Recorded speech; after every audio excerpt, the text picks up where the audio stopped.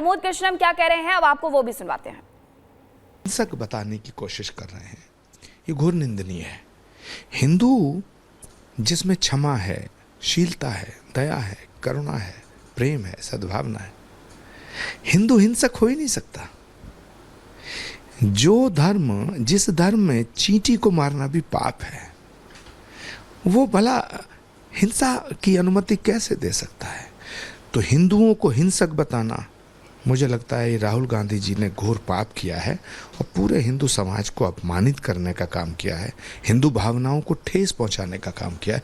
उन्हें हिंदू समाज से माफ़ी मांगनी चाहिए। सर, उन्होंने ये भी बोला कि हिंदू नफरत फैलाते हैं। आगे जाते जाते उन्होंने अपने स्पीच में ये भी बयान दिया कि अयोध्या के बारे में भी उन्होंने मेंशन किया है कि वहाँ पे भी बीजेपी हार गई। ये किस मेंटालिटी को दर्शाता है?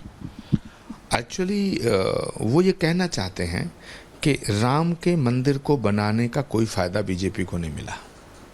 वो ये कहना चाहते हैं कि राम का नाम लेने से कोई फ़ायदा तुम्हें होने वाला नहीं है। वो ये दर्शाना चाहते हैं कि राम में शक्ति नहीं है, अयोध्या में शक्ति नहीं है, राम मंदिर में शक्ति नहीं है। राहुल गांधी ये भूल रहे हैं कि भक्त जो है वो भगवान के प्रति समर्पित होके उसकी पूजा करता है।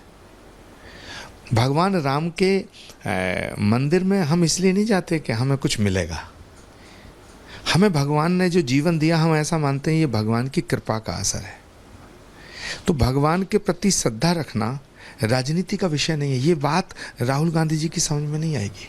जहाँ तक अयोध्या के हार जीत का सवाल है, तो किसी भी जगह कोई राजनीतिक दल का कोई प्रत्याशी हार जाए, किसी पार्टी के कैंडिडेट का हारना अयोध्या की हार समझ लेना गलत होगा।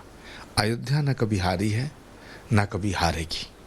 लेकिन ये बात राहुल गांधी जी को समझना चाहिए। और मैं ये बात दोबारा कह रहा हूँ कि राहुल गांधी जी को ये भी समझना चाहिए कि वो अब एक पार्टी के नेता नहीं है, पूरे विपक्ष के नेता, और विपक्ष के सभी नेताओं को जिन्होंने राहुल गांधी जी को अपना नेता चुना है, मैं उन सब से सवाल पूछ रहा हूँ। मैं उनसे पूछना चाहता हूँ, क्या क्या हिंदू हिंसक है? अगर राहुल गांधी जी की ये बात जितने वो हिंदू सुनेंगे, उन्हें कितनी ठेस लगेगी, क्योंकि कुछ वोट हिंदुओं ने भी राहुल गांधी जी को दिया है। आज वो भी दुखी होंगे।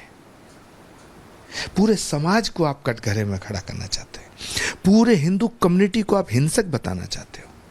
हिंदू हिंसा के साथ ना खड़ा था ना खड़ा है, और जो हिंसा के साथ खड़ा है, मुझे लगता है वो हिंदुत्व को समझता नहीं है। एक आखिरी सवाल सर, उन्होंने स्पीकर जो हैं ओम बिरला जी, वो बो डाउन कर रहे थे नरेंद्र मोदी जी के सामने, तो उन्होंने उस पर भी सवाल उठाया कि ये क्या है कि आप स्पीकर हैं इस हाउस के, सबसे हायर पोजीशन पे होते हैं स्पीकर लोकसभा के हाउस में, और आपने ये क्यों किया? जवाब में उन्होंने ये बोला कि ये हमारी संस्कृति है कि हमसे जो बड़े होते हैं उनको हम नतमस्तक होके उनका प्रणाम करते हैं। इस पर आप क्या कहेंगे? त्रेता के अंदर जब राम रावण युद्ध हुआ, रावण परास्त होकर गिर गया, तो भगवान राम का तो शत्रु था रावण। लेकिन जब उन्होंने लक्ष्मण को भेजा, तो लक्ष्मण को कहा कि रावण को प्रणाम करना वो आपसे बड़ा है। This is our culture. Bharat की संस्कृति क्या है प्रीत जहां की रीत सदा, मैं गीत वहां के गाता हूं, भारत का रहने वाला हूं, भारत की बात सुनाता हूं। ये भारत की संस्कृति और सभ्यता है। भारत की संस्कृति और सभ्यता को वो लोग नहीं समझ सकते जो विदेशी परिवेश में पले बड़े हैं। तो जो ओम बिरला जी ने कहा है, मैं उसका समर्थन करता हूं।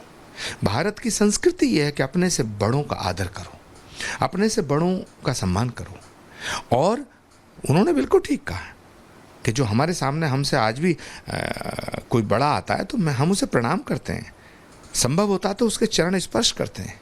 लेकिन अभी बातें राहुल गांधी जी की समझ में कैसे आएंगी? मुझे लगता अब देर हो चुकी है। अब ना समझाने का वक्त है और ना वो समझने वाले हैं। वो एक ऐसी दिशा में चल दिए हैं जहां भारत की संस्कृति की बजाय, भारत की सभ्यता की बजाय, सनातन की बजाय एक ऐसा लोक है, एक ऐसी दुनिया है जो भारत की संस्कृति को बुरा कहती है, जो भारत की सभ्यता को मिटाना चाहती है।